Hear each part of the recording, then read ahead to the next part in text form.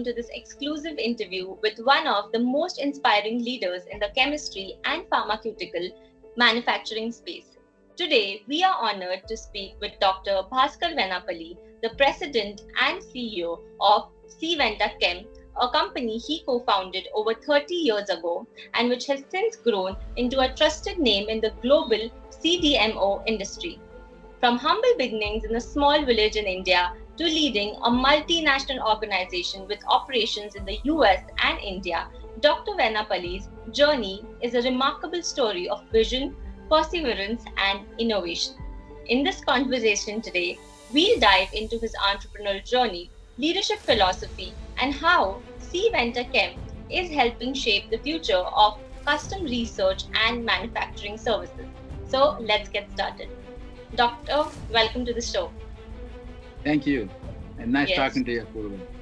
Yes, it's my honor. So I'll get started with the first question. So you grew up, as I mentioned in the introduction as well, so you grew up and you come from a small village and went on to build a global company, right? So what were some of the defining moments in your journey that have shaped your vision? You know, a lot of people ask me that question. It's interesting. You know, in life, there's nothing for us which is very planned. Things happen, and that's what happened to me. What was common theme was a drive to succeed and always work very hard. So one of the main things I believe is I'm good with people. I want to talk to people. I like to be hanging around with people. So that's probably one of the traits that made me keep going, because of curiosity and willingness to learn, resourcefulness, which we learn as a child, and then from my mother actually, so always a very curious person. And that leads to a lot of new things in life, but definitely one leads to learning new things. Learning leads to education, learning leads to opportunities to work in companies, learning leads to succeed. So combination of all these factors really. So I cannot really pinpoint to one or the other, but ultimately the main, I believe the reason will be constant curiosity to learn new things and willingness to work hard to succeed and be competitive. And that leads from your boyhood to go to school, and then one thing to do college, and then, so all this is not very planned. It all happened as we move forward. Well, sir, that's excellent. So what inspired you to transition from a research role at Eastman Kodak to co-founding your company? So, Purva, coming from India, you go to college, you go to BS degree. Then I was very good in my BS, so I got an MS in chemistry in Usman University. I got first rank. I got a gold medal. We didn't know anything, so then we were given a scholarship to do PhD. And once you do PhD, then a lot of things happen. You work for whether you work for yourself. In those days, there weren't many opportunities for chemists in late 1970s. So you apply for a fellowship to go to America, then you get a green card, and then you find a job in Kodak, right?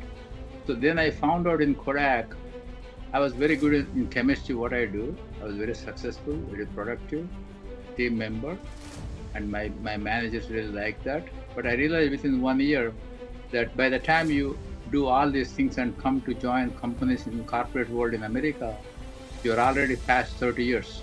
Then you can continue to work as a bench chemist, or the opportunities for you to move up in the management ladder, I realized very quickly or very, very late, because they get picked up at an early age. So then I was thinking about, what else can I do? I cannot continue to be working in the lab all my life. I like to do something different. So then I only knew the chemistry. So I said, okay, what can I do with my chemistry? Then I started exploring opportunities. Again, curiosity, ability to work with the people, developing relationships. Then I found out within Eastman Kodak there is an organization called Eastman Fine Chemicals, which has this business opportunity where we can develop business for Eastman Chemicals. And they were looking for a business development person. So we said, okay, I'll try for the job. Then they were lucky to give me. I was lucky to get that job actually, because there were a lot of other people. Again, there are a lot of hurdles in that to get that job also, because you're a foreigner, you don't accent, you're born with accent. But I was very fortunate that I got the job. And then the objective then was, at some point, I learned some business skills and start my own company. So that was the goal. So within 2-3 years, I learned that. I was very successful in my business development job also. Then I said, okay, let me go and jump on to starting my own company. So this is a long way of saying, I always wanted something on my own, and then learn, and then I will be quitting the job at 2-3 after a few years and then start my own company. So that's how it started.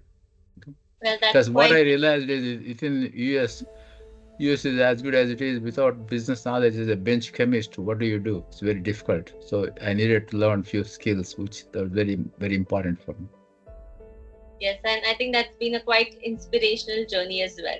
So when you started, your company, what do you think were some of the biggest challenges that you faced, and also how did you overcome them? So the biggest challenge was, obviously you're used to getting a nice paycheck from a large company, very reputable company. Then suddenly you think of losing that, and then how do you survive? That's number one. Number two is, how do you find clients? Number three is, how do you establish a reputation? So I was contemplating, quitting a job. So what happened is, in 1993 September, Eastman Chemical Company became a separate company from Eastman Kodak. So then Eastman Chemical Company, which I was employed at the time, gave out a opportunity for us to, if you want to leave the job, we can. They give us some 2 weeks salary. So I thought I'd take those 10. I worked for about 8 years now. So I take about 16 weeks salary and then start my company. Okay. And then my daughters were in high school. Then I always used to help a lot of chemists coming from India to find jobs in the United States, because I used to work for a very reputable company. So one day, one gentleman I was talking to, he said, he's looking for a job. I said, I'm thinking of starting a company. Perhaps we can do it together. So that's how this company started, with a fellow chemist from Duke University, using our savings. Okay. So I did not quit the job. I kept my job, but we had some savings. We used that. The next thing was establishing a lab, renting a place, learning legal things, learning all the things, which we were able to do by reading. I had to read a lot of books in library. Those days there was no internet, there were no web-based information. So I had to write a business plan, and then because we wanted everything properly. The next thing was finding customers. Again, we were lucky, finding 1 or 2 customers, and being in a service business, it's very, if you do a good job, they come back to you for more work. So yes, these 3 challenges were overcome by our internal resources, by being very diligent to work with the clients to supply products, what they need, services in time, establishing their trust, and then slowly it lends itself to more opportunities. That's amazing. So, you lead as the CEO and the president, okay? So how has your leadership style evolved over the years? And also, what core values do you prioritize as being the leader of the company? So main thing is, this business, it cannot be run by one person, right? You have to have a team of people. So hiring the right people, and also lead by example, work very hard. So I used to work in the lab in the beginning. My chemist is surprised, why are you working? You are the owner of the company. I said, no, I have to work because we need to provide this material. So the main thing is leading by example, working hard, but also identifying good people to work with, empowering them, okay? And then not only that, but also establishing reputation with the clients, establishing a good rapport with the clients, that they will come to you. So these are all the things which are required for any leadership, but most thing is being proactive, planning well, working hard, lead by example, trust people, empower people to succeed. That's fantastic. So, being in the US and currently technology is at the center of everything, right? So what role has innovation played in the company's growth, and also how do you encourage innovative thinking within your team? So we are a service company. Most of the times, whatever we innovate belongs to our clients. But constant theme in any survival in any industry is we have to come up with new ideas, solve problems in a new ways, modern ways to clients' problems. Mostly because we're a chemistry-based company, we solve chemistry problems. So we have to learn new things, identify new areas that we need to train our chemists, but also we need to learn ourselves. We need to educate ourselves. So innovation becomes key. Otherwise, as you know, many companies disappear. Like Eastman Kodak was a good example. When I joined them in 1986, they were one of the largest companies in the world, Fortune 5 company. Today, they don't exist anymore. They were a good product, a good profitable business, but lack of innovation, lack of ability to adapt. So I always tell my team, we need to adapt, we need to be flexible, we need to come up with new ideas. And in our changing world also, we have to be cognizant of the new developments. Right now, we hear a lot about AI coming in. So how do we integrate AI into our system? How do we automate some of our workflow? How do we take advantage of all the knowledge out there? So this is a constant thing. Otherwise, we know we disappear, and that's what happens to all the companies. That's superb, sir. So, what led you to, to the decision to expand operations in India in 2001, and also how has that impacted the company's global presence? So what happened is, as we were working in the US, you get a feel from clients that that if you do a good job, they give you more work, right? And then around 2000 time frame, a lot of US companies were outsourcing chemistry services to Asia for the first time, to China and India. So we come from India. We grew up in village, but I went to college in Hyderabad, and my partner also same thing. So we thought, why don't we start our own operation in Hyderabad, India, to take advantage of these market trends, okay? So then the question was, how do we do it? And so we had to work with some people from the plan, and I founded a friend of mine who used to work for a large pharma company in Hyderabad. He led our operation in Hyderabad, started a small lab again, like what we did in the US, and then started like that. The other main thing was to start an operation in India to create employment for chemists, because we come from a small families, small villages where people go through a lot of hard work. Question is, can we help the community back home by creating an employment in our own small way? So these two reasons we started a company in Hyderabad, India, and really it helped us a lot because we were able to add more people there in India. We expanded within 5 years to a larger lab. We built our own plant, and then now we have 2 large plants and a large R&D operation. So the objective was to create employment in India, but also expand our business.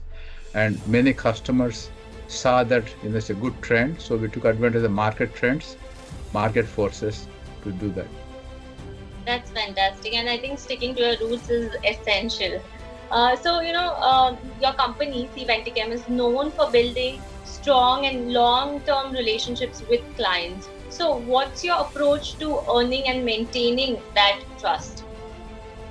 So main thing is keeping your commitments, Apurva. Anything, very important. We are being a service business. If you do a good job, people remember you, they tell their friends. I always tell my company, my employees that we are like service, like auto working shop or a barber shop. You go to a barber shop, if you are a salon, if you like what they do, you go there again, you tell your friends to go there. And if they don't like, opposite happens. So the key is to provide a customer-centric service and also keep your commitments. I always tell my people, we have to under-promise, over-deliver, and then develop the trust. And in fact, in our company, we never advertise about our business. Most of our advertisement came from our customers, word of mouth. They spread the news about this company is a good company. So these are the main successful trends, okay? That's fabulous. So you've also, like you mentioned, that you've mentored many chemists and also built a team with impressive longevity. So what's your approach to creating a very supportive and motivating work environment or culture? So Apurva, we have been fortunate to work with many chemists, good chemists, but also work with taking advantage of their expertise, but empowering them, and then also taking care of them. So I have been working with many chemists. They work with us the last 20 years. Some people are still with us, okay? They come as from school, they get married, they get children, they get homes. So take care of them in our own way. We cannot be like a large company. We have to have our own limitations, but be good with them, but also provide them empowerment, trust them, they trust you, and also educate them, train them to solve our problems, to serve our customers. So main thing is empowering, trusting, and also helping them whenever we need to help. And that actually led for a long time. Our many of our employees are still with us from the day we started the company. That's superb, sir. So this brings me to the last question. As you've had this illustrious, journey. So, what advice would you like to give to aspiring entrepreneurs and leaders? Especially those who come from humble beginnings like you, who want to make it big in their careers. I give a lot of talks about entrepreneurship in American Chemical Society. I do a lot of community work all over in the United States and in India. A lot of people ask me this. I always tell people this, okay? If you want to start a business, go and do it, but have a good idea, okay, that people are taking advantage of your idea, and then you're finding a solution to a problem, creating a product that somebody wants it from you and pay for it. So a lot of people say, oh, no, I don't have this, no, I don't have enough money now, or I don't have insurance right now. I say, look, there's nothing called a good time to start a business. If you want to start a business, don't wait. If you keep waiting, there are always reasons to wait. So go and jump on it with a hope that you will succeed, but there's a chance we fail. But if you fail, you do something else. The key is what is in your gut, what is in your mind, how do you make it advantage of that? So that's number one. At the same time, remember, it's not easy. Working long hours, losing sleep, giving up family time, having limited resources, all those things are challenges in the business. And 80% of business in America, small businesses fail the first year. But go into that, but also be careful. Plan accordingly. What is your idea? How do you want to solve a problem that exists? What service you provide? So these are 3-4 things I tell people always. And I always encourage people, actually, if you think you have this entrepreneurial itch, I call, okay, like a lot of people are always thinking, I want to do something that I call entrepreneurial itch, okay, like itch is like this, right? If you have that, go and do it. So do not wait any longer. That's true wisdom right there, sir. And also, it's right that, to taking the first step is very important, and that is the hardest as well. So yeah. But at the same time, remembering it's not easy. You have to keep your commitments. You have to establish a trust with the clients. It doesn't matter whatever the business it is. Ideas are same, right? In the United States, there's a show called Shark Tank on the TV. I always tell people they should watch a show called Shark Tank. They come up with a lot of new ideas. How people come, they explain what their ideas are, how they serve. So that gives them people ideas. And today also, unlike when I started, there are so many opportunities for people to take advantage of resources out there, online resources, so many online resources. Yes, right. That's really key advice there. And fellow entrepreneurs always help. Okay, whoever starts small business people, everybody is willing to help. Go out of their way to help. I help a lot of people. A lot of people help me. Yes, that's amazing. So this brings us to the end of the interview, but I just want to give you a small vote of thanks. So thank you so much for joining us and for sharing your incredible journey and insights with us today. I think your story is not only a testament to hard work and determination, but also a powerful reminder that with the right mindset and vision, it is possible to turn humble beginnings into global success. So, you've built a people-first organization. You're staying ahead of innovation and trust. So your leadership always offers valuable lessons for the emerging entrepreneurs, scientists, and business leaders, in the future. So we wish you and the entire team of CiVentiChem continued success and growth in the years to come. And also, thank you so much for all of our viewers who have been joining us. And we hope that you found this conversation as inspiring and influential as we did. So we'll see you in the next one. And thank you so much, Doctor. And I hope that you have a great day ahead.